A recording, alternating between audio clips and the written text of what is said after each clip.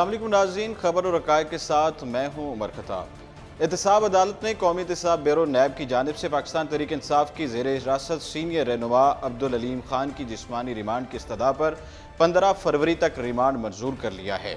वाज़ेह है कि अलीम खान को गुज़श्ता रोज़ एहतसाब अदालत में पेशी के मौके पर आमदन से ज़ायद असासे बनाने के केस में हिरासत में लिया गया था, जिसके फ़ौरन बाद उन्होंने सूबाई वज़ीर के ओहदे से इस्तीफ़ा भी दे दिया था। इस पर बात करने के लिए अभी हमें ज्वाइन किया है मोहम्मद अज़हर सिद्दीक साहब ने, जो कि माहिर कानून हैं और तज्ज़ियाकार भी हैं। सर अस्सलाम वालेकुम। वालेकुम अस्सलाम। सर कैसे हैं आप? जी बस सब खरीद। सर पीटीआई के रहनुमा अलीम खान का 15 फरवरी तक जिस्मानी रिमांड ले लिया गया है, क्या होगा इस केस का? बहुत शुक्रिया जी। बुनियादी तौर पर जो समझने की बात है कि ये रिमांड बहरहाल मैं पिछले 3 साल से ये केस देख रहा हूँ ऑफशोर कंपनीज के हवाले से, हैग्जम, अपना ट्रिपल आर और इन चीज़ों के हवाले से प्रॉपर्टीज के बारे में शुरू किया था ऑफशोर।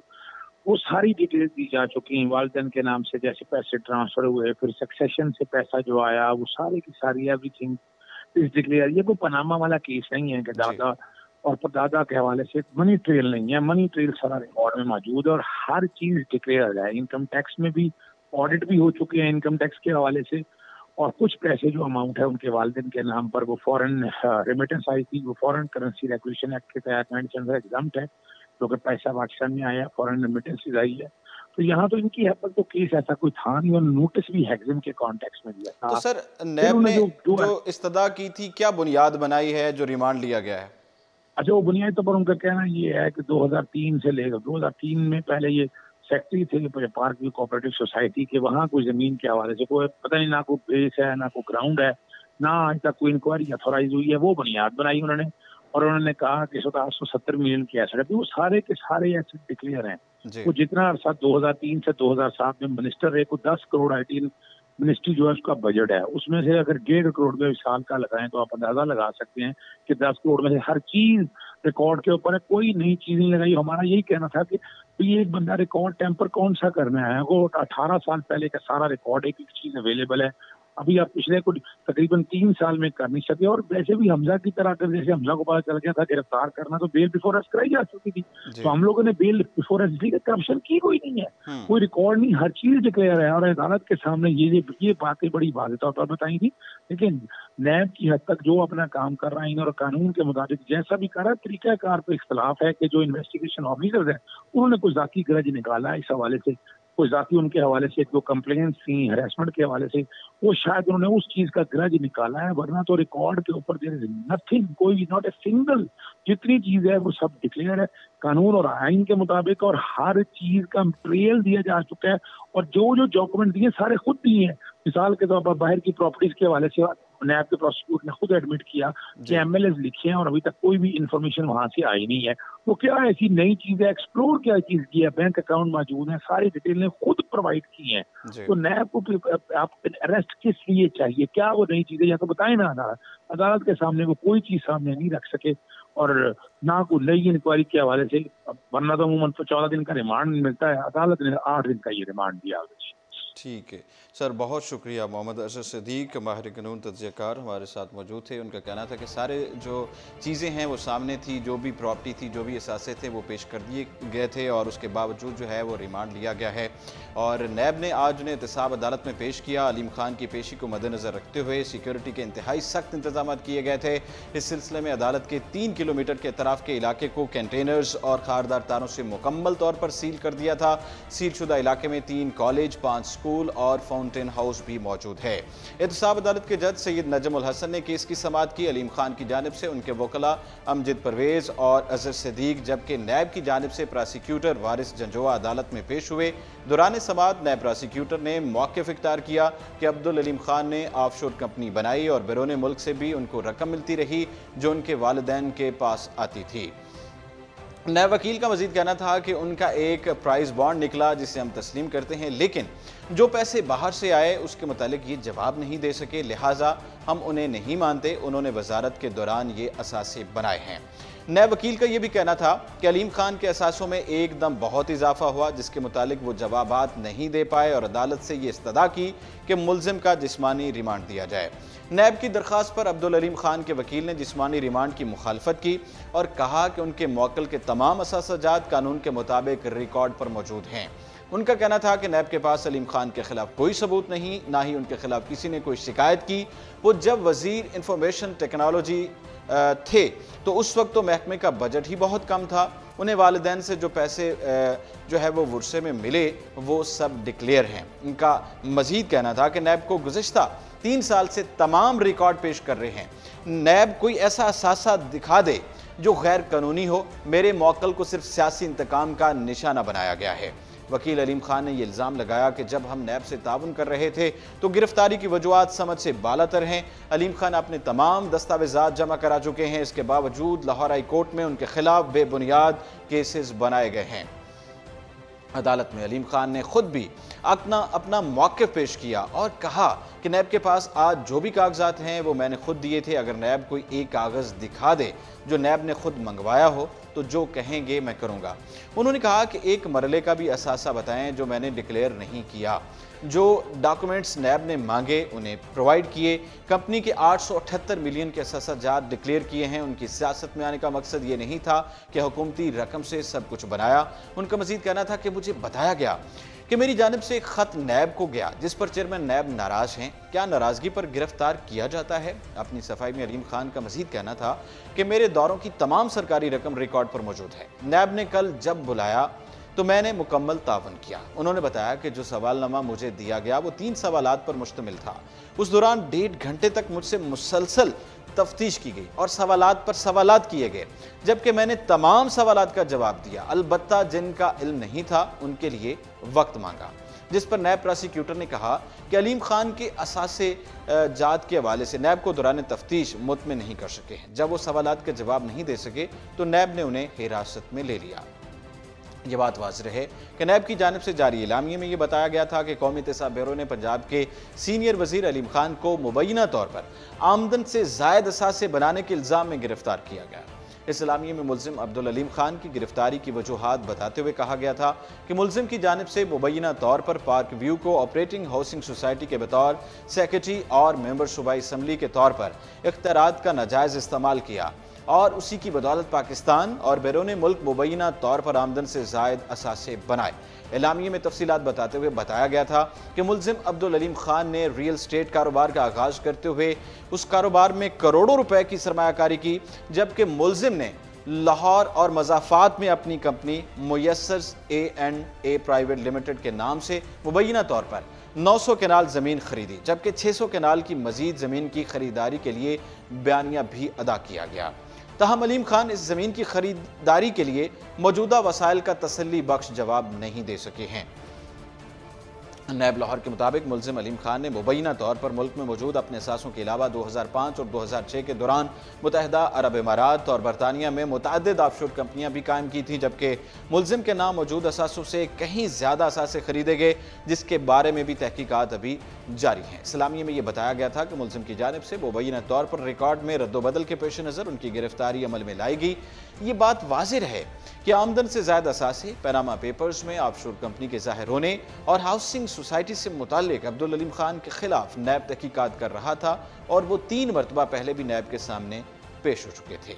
नवाज शरीफ के हवाले से बात करें, साबिक वज़ीर आज़म और पाकिस्तान मुस्लिम लीग नून के ताहयात कायद नवाज शरीफ को सख्त सिक्योरिटी में सर्विसेज अस्पताल से कोट लखपत जेल मुंतकिल कर दिया गया है। नवाज शरीफ की जेल मुंतकली से पहले उनकी वालिदा और साहबजादी मरियम नवाज ने सर्विसेज अस्पताल में मुलाकात की। वालिद से मुलाकात के बाद मरियम नवाज ने मीडिया से गुफ्तगू करते हुए कहा कि नवाज शरीफ की तज़हीक की जा रही है, हमें रहम की भीख नहीं चाहिए। मरियम नवाज का ये कहना था कि नवाज शरीफ को एक अस्पताल से दूसरे अस्पताल ले जाया जा रहा है। इस शख्स की सेहत से खिलवाड़ किया जा रहा है जो 3 मरतबा पाकिस्तान का वज़ीर आज़म रह चुका है। उन्होंने कहा कि नवाज शरीफ के मेडिकल बोर्ड हुकूमत ने खुद बनाया, मेडिकल बोर्ड में हमारी तरफ से कोई शामिल नहीं था। इससे पहले पंजाब इंस्टीट्यूट ऑफ कार्डियोलॉजी के डॉक्टर्स की टीम ने सर्विसेज अस्पताल का दौरा किया, जहां असिस्टेंट प्रोफेसर डॉक्टर अरूज ने साबिक वजीर आजम का तिबी मुआयना किया। डॉक्टर ने अद्वियात का जायजा लिया और हिदायत दी। PIC जाने से इनकार के बाद नवाज शरीफ को सर्विसेज अस्पताल में कार्डिक चेकअप की सहूलत देने का फैसला किया गया था। वाज़िह है कि 2 रोज़ कबल साबिक वज़ीर आज़म नवाज शरीफ की सेहत का मुआयना करने के लिए तश्कील दिया जाने वाले सर्विसेज अस्पताल के मेडिकल बोर्ड ने उन्हें कल्ब की तकलीफ में मुब्तला होने के बायस अमराज़ कल्ब के तिब्बी मरकज़ मुंतकिल करने की तजवीज़ भी दी थी। दूसरी जानिब मरीम नवाज की वालिद की अयादत के लिए सर्विसेज अस्पताल आमद के मौके पर जब उनसे नवाज शरीफ के लंदन में इलाज के बारे में पूछा गया तो उनका ये कहना था कि मियाँ साहब वापस जेल जाना चाहेंगे।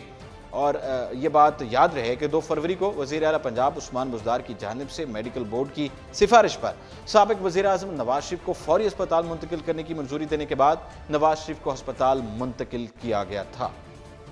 साबिक वज़ीर आज़म नवाज शरीफ की सेहत का जायजा लेने के लिए बनाए गए खसूसी मेडिकल बोर्ड ने उन्हें सेहत के संगीन मसाइल लाहक होने का इंकशाफ किया था, जबकि उन्हें फौरी तौर पर अस्पताल मुंतकिल करने की तजवीज़ भी दी थी। इससे पहले जिना अस्पताल के मेडिकल बोर्ड ने भी नवाज शरीफ को मुकम्मल सेहतयाब ना करार देकर अस्पताल मुंतकिल करने की सिफारिश की थी। वज़ीर ख़ारजा की बात करें, वज़ीर ख़ारजा की भारत को मसला कश्मीर पर मुज़ाकरात की दावत। वज़ीर ख़ारजा शाह महमूद कुरैशी ने एक मरतबा फिर से भारत को मुज़ाकरात की दावत देते हुए ये कहा है कि पाकिस्तानी हुकूमत भारत के साथ मुज़ाकरात के लिए हमेशा की तरह आज भी तैयार है। स्काई न्यूज़ को दिए गए खुसूसी इंटरव्यू में मेज़बान ने वज़ीर ख़ारजा से ये सवाल किया, क्या पाकिस्तान कश्मीर को आज़ाद कराने का इरादा रखता है? इसके जवाब में शाह महमूद कुरैशी ने जवाब दिया कि वज़ीर आज़म इमरान खान कश्मीर की सूरत हाल पर तवज्जो देने का मुतालबा करते हुए ये कहते नज़र आते हैं कि कश्मीर की सूरत हाल रोज़ बरोज़ बदतर होती जा रही है। और सिर्फ वज़ीर आज़म ही नहीं, अक़वाम मुत्तहिदा और बरतानवी दारुल अवाम की जानिब से बनाए गए ऑल पार्टीज़ पार्लिमानी ग्रुप समेत सब यही कह रहे हैं कि भारत के अंदर लोग अपनी फ़ौज की नाकामी पर बात कर रहे हैं कि किस तरह वो कश्मीरियों को तन्हाई का शिकार कर रहे हैं और इसका कोई फ़ायदा भी नहीं हो रहा। ये आवाज़ अब हर जगह बुलंद हो रही है। इस मौके पर प्रोग्राम वर्ल्ड व्यू के मेज़बान ने कहा कि कई कश्मीरी पाकिस्तान की शराइत पर आज़ादी नहीं चाहते, जिस पर पाकिस्तानी वज़ीर ख़ारजा ने जवाब दिया कि ठीक है, इस पर रायशुमारी करा लेते हैं, लोगों को फैसला करने दें। भारत ने अक़वाम मुत्तहिदा के एजेंडे में यही वादा किया है कि लोगों को हक़ खुद इरादियत दिया जाए और फिर वो जो भी फैसला करेंगे पाकिस्तान उसे कबूल करेगा। एक सवाल के जवाब में शाह महमूद कुरैशी ने भारतीय क़यादत को चैलेंज करते हुए कहा कि आपके प्रोग्राम के तवस्सुत से मैं भारत को ये पैगाम देता हूँ कि आइए बैठिए और बात कीजिए, मैं तैयार हूँ। क्या वो तैयार हैं? प्रोग्राम के मेज़बान ने अफगान अमल के हवाले से बात करते हुए पूछा कि मौजूदा सूरत हाल में आप क्या तवक्को रखते हैं कि आगे क्या होगा? जब तालिबान इक़्तिदार में आएंगे तो क्या वो अल-कायदा की हिमायत करेंगे? शाह महमूद कुरैशी ने इस राय से इख्तलाफ करते हुए कहा कि वो ऐसा नहीं समझते, ऐसा करना उनके मुफाद में नहीं है और वो ज़हीन लोग हैं और अपने मुल्क को दोबारा से बनाना चाहते हैं। उनका कहना था कि तालिबान कई दिहाइयों से हालत जंग में है। हर कौम और वहाँ के लोग असर नो तामीर, तालीम सेहत और खुशी खुशहाली और अपनी ज़िंदगी जीना चाहते हैं और वो भी हमसे कुछ मुख्तलिफ नहीं है। इंटरव्यू के दौरान विगोन ये जानने में खासी दिलचस्पी रखते थे कि अफ़गान सियासी निज़ाम में तालिबान की वापसी से क्या ख़वातीन दोबारा बुरका में नज़र आएंगी। ताहम शाह महमूद कुरैशी ने इस तासुर की भी नफ़ी करते हुए ये बात वाज़ेह की कि ऐसा हरगिज़ नहीं है। अफ़गान गुज़रे सालों के दौरान बहुत बदल चुका है, हर कोई जितना जल्दी ये समझ ले उतना ही अच्छा है। उनका कहना था कि अब आप ख़वातीन को बंद नहीं कर सकते। वो दिन गए जब आप अफ़गानिस्तान में तालिबान ख़वातीन को तालीम के हसूल से रोकते थे। हुकूमत ने शहबाज शरीफ से PAC की चेयरमैनशिप से मुस्ताफ़ी होने का मुतालबा कर दिया है। बड़ी हैरानकुन बात है, वफाकी हुकूमत ने अपोजिशन लीडर शहबाज शरीफ से चेयरमैन पब्लिक अकाउंट्स के ओहदे से मुस्ताफ़ी होने का मुतालबा किया है। वफाकी कैबिनेट के इजलास के बाद मीडिया को ब्रीफिंग देते हुए फवाद चौधरी ने कहा कि पब्लिक अकाउंट्स कमेटी के दफ्तर को इस्तेमाल किया जा रहा है। नैब केसेस में मुलव्वस दीगर मुलजिमान को भी PAC में शामिल किया जा रहा है। अरबों रुपए की जो करप्शन करने वालों को PAC में शामिल करने की बात की गई है। वज़ीर इत्तलात ने दावा किया कि सब्जियों और दालों की कीमतों में कमी आई है, पेट्रोल की कीमतों में भी नुमाया कमी आई, सीमेंट, डीजल, बिजली और ट्रांसपोर्ट के किरायों में इजाफा हुआ है। मुनाफाखोरी को काबू करने के लिए इक़दाम कर रहे हैं। कीमतों का बारीकबीनी से जायजा लेने के लिए परवेज़ खटक की सरबराही में कमेटी कायम की है। मौजूदा हुकूमत के पहले 6 माह में महंगाई की शर्रा 1.8% है, जबकि नून लीग के दौरे हुकूमत के पहले 6 माह में महंगाई की शर्रा 6.5 थी। फवाद चौधरी ने कहा कि मुस्लिम लीग नून के दौरे हुकूमत में महंगाई गैस का मुआहदा किया गया, जिस पर सब्सिडी देनी पड़ती थी। काबीना इजलास में इजाफी गैस बिल पर बैरूनी ऑडिट की हिदायत की गई है। वफाकी वज़ीर इत्तलात ने मज़ीद कहा कि नैब के इख्तियारात में कमी नहीं कर रहे, इसे ताकतवर करने की ज़रूरत है। नैब की कार्रवाई में गैर जानिबदारी और शफाफियत इंतहाई लाजिम है। उनका कहना था कि काबीना इजलास में अलीम खान की गिरफ्तारी पर कोई बात नहीं हुई। वज़ीर इत्तलात ने कहा कि फ़ौज और हुकूमत के दरमियान तारीख की बेहतरीन कोऑर्डिनेशन मौजूद है। तौहीन अदालत केस के हवाले से बात करें, मलिक रियाज को अदालत से इल्तवा नहीं मिलेगा, चीफ जस्टिस ने कहा है। Islamabad supreme court of Pakistan ने साबिक चीफ जस्टिस इफ्तिखार चौधरी के साहबजादे अरसलान इफ्तिखार और रियल स्टेट टाइकून मलिक रियाज के दरमियान कारोबारी मुआहदे से मुतालिक तौहीन अदालत असखुद नोटिस में मलिक रियाज के वकील को तहरीरी मुआफ़ीनामा जमा करवाने और हाजिरी से इस्तिस्ना की दरख्वास्त दायर करने की हिदायत कर दी है। साथ ही चीफ जस्टिस ने मलिक रियाज के वकील को मुखातिब करते हुए रिमार्क्स दिए कि अब आपको इस अदालत से इल्तवा नहीं मिलेगा। इल्तवा सिर्फ 2 सूरत में मिलेगा, आया मलिक साहब इंतकाल फरमा जाएं या जज साहब इंतकाल कर जाएं। चीफ जस्टिस आसिफ सईद खोसा की सरबराही में 3 रुकनी बेंच ने मलिक रियाज और अरसलान इफ्तिखार के दरमियान कारोबारी मुआहदे से मुतालिक तौहीन अदालत की दरख्वास्त पर समाअत हुई। दौरान समाअत मलिक रियाज के वकील डॉक्टर बासित ने कहा कि मलिक रियाज के खिलाफ तौहीन अदालत से मुतालिक असखुद नोटिस निपटाया जा चुका है। इस पर चीफ जस्टिस ने कहा कि लेकिन इस केस में फर्द जुर्म आयद हो चुकी है, जिस पर वकील ने कहा कि जब फर्द जुर्म आयद हुई तो अदालती हुक्मनामा नहीं आया था। अदालती हुक्मनामे में ये कहा गया था कि मलिक रियाज ने कभी तौहीन अदालत नहीं की है। डॉक्टर बासित का कहना था कि मलिक रियाज ने कहा था कि उनके मामला अदालत के साथ नहीं है, अरसलान इफ्तिखार के साथ है। इस पर चीफ जस्टिस ने कहा कि डॉक्टर बासित आपके मौक्कल पर फर्द जुर्म लग चुकी है, अब तो सज़ा होना बाकी है। इस पर डॉक्टर बासित ने कहा कि मलिक रियाज शदीद बीमार हैं, उनको कैंसर है। इस पर चीफ जस्टिस ने रिमार्क्स दिए कि हम उसको कानून के मुताबिक परखेंगे। मलिक रियाज ने अदालती हाजिरी से इस्तिस्ना की कोई दरख्वास्त नहीं दी। समाअत के दौरान वकील ने यह बताया कि अदालत ने मुस्तनद अंग्रेज़ डॉक्टर्स की मेडिकल रिपोर्ट्स पेश की हैं, जिस पर चीफ जस्टिस ने रिमार्क्स दिए कि आप मुस्तनद पाकिस्तानी डॉक्टर्स की रिपोर्ट पेश कर दें, वो भी कबूल कर लेंगे, आप बार बार अंग्रेज़ डॉक्टर्स का हवाला क्यों देते हैं। इस पर मलिक रियाज के वकील ने कहा कि उनके मौक्किल को प्रोसेस स्टेट कैंसर जैसी बीमारी है। साथ ही उन्होंने इल्तवा की दरख्वास्त की। इस पर चीफ जस्टिस ने रिमार्क्स दिए कि आपको अब इस अदालत से इल्तवा नहीं मिलेगा, इल्तवा सिर्फ 2 सूरत में मिलेगा, आया मलिक साहब इंतकाल फरमा जाएं या जज साहब इंतकाल कर जाएं। अदालती रिमार्क्स पर वकील ने कहा कि मलिक रियाज की सर्जरी होनी है। कैंसर जैसे मर्ज ने मलिक रियाज की रीढ़ की हड्डी को भी मुतासर किया है। एक अखबार ने मलिक रियाज की बीमारी के बारे में छापा भी है, पब्लिश भी किया है। मीडिया को इस तरह की खबरें छापने से मना किया जाए। समाअत के दौरान चीफ जस्टिस ने रिमार्क्स दिए कि ट्रायल के लिए गवाहों की फहरिस्त साबिक अटॉर्नी जनरल ने तैयार की थी। उन गवाहों में साबिक चीफ जस्टिस इफ्तिखार चौधरी, अरसलान इफ्तिखार, यूसुफ रज़ा गिलानी, सैयद यूसुफ और गिलानी और सलमान अली खान भी शामिल हैं।